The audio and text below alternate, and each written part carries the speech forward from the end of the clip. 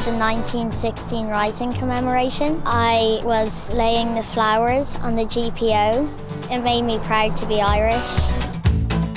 The most poignant moment would be, I'd say, when Mary was actually receiving the flag from the Defence Forces. It was like as if she knew to put her hands out and to take the flag with the reverence she received it, and then she walked over to me and handed it. It was just amazing. I sang Misha Era, which was an original piece written by Patrick Cassidy. It was the words of Padraig Pearse in his poem Misha Era.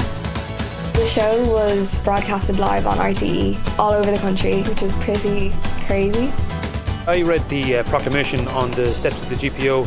It was a very significant event and a huge honour. I certainly felt a great sense of responsibility to do it justice. As soon as I had finished reading, there was a pause, for a split second, and then a huge round of applause, and that was wonderful.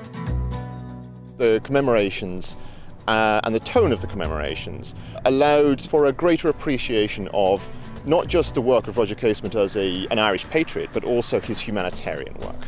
I felt a closeness to him, laying the wreath at Glasnevin. I felt I was there in the post office with my mother, escorting prisoners up to Jervis Street Hospital under fire. I was so proud of them. I felt so privileged to be alive. What was important to me about the commemorations was that so many people got involved, and that's what I wanted from the start. These commemorations belong to the people of Ireland.